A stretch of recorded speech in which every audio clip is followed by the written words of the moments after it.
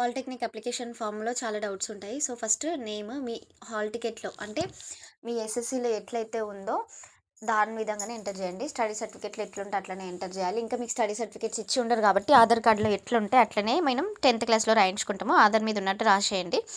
Mobile number, email optional. మీరు ఒక password మాత్రం కంపల్సరీగా సెటప్ చేసుకోవాలి. 1, 2, 3, 4, 5, 6 కాకుండా కొంచెం మంచి పాస్వర్డ్ సెటప్ చేసుకోండి. అండ్ గుర్తుపెట్టుకునేటట్టు కూడా ఉండాలి. అదే పాస్వర్డ్‌ని కింద కన్ఫర్మ్ చేసేసి క్యాప్చా ఎంటర్ చేసేస్తే సరిపోతది. రిజిస్ట్రేషన్ అయితే అయిపోతదనమాట.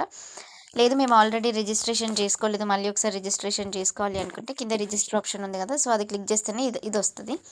ఆల్రెడీ రిజిస్ట్రేషన్ అయిపోతే మీకు ఒక రిజిస్ట్రేషన్ నెంబర్ జనరేట్ అయితది. లేదు మొబైల్ నంబర్‌తోటి లాగిన్ అయితామంటే మొబైల్ నంబర్, ఒక పాస్వర్డ్ ఎంటర్ చేసుకొని క్యాప్చా ఎంటర్ చేస్తే సరిపోతదనమాట. సో, ఇది ప్రాసెస్. అండ్ ఇది అయిపోయినంక నెక్స్ట్ మీకు ఆహ్, పేమెంట్ చేయాల్సి ఉంటుంది.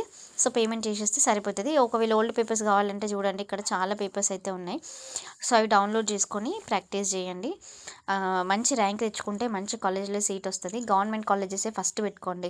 ఒకప్పటిలాగా గవర్నమెంట్ కాలేజెస్ అంటే అరే ఏం చెప్పరు అన్నట్టు ఏం లేదు. ఇప్పుడు గవర్నమెంట్ పాలిటెక్నిక్ కాలేజెస్ సూపర్ అంటే సూపర్ చెప్తున్నారు.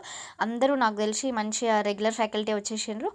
అండ్ చెప్తున్నారు. అండ్ నాకు పర్సనల్‌గా తెలిసిన పాలిటెక్నిక్ కాలేజెస్‌లలో వరంగల్ గవర్నమెంట్ పాలిటెక్నిక్ కాలేజ్ చాలా చాలా చెప్తారు. సో, అందుకోసమని అది ఎవరైనా ఆప్ట్ చేసుకోండి. నాకు తెలిసి నా ఫ్రెండ్స్ కూడా కొంతమంది చెప్పినంకనే నేను చెప్తున్నాను. ఓకే. సో, ఇదన్నమాట ఈరోజు వీడియో అప్డేట్. అండ్ చాలామంది రోజు వ్యూస్ మంచిగా వస్తున్నాయి గానీ అదేంటో సబ్స్క్రైబ్ చేసుకోకుండానే చూస్తున్నారు. సో, మీరు సబ్స్క్రైబ్ చేసుకొని చూడండి. నాకు కూడా చాలా మోటివేషన్ గా ఉంటుంది. Thank you.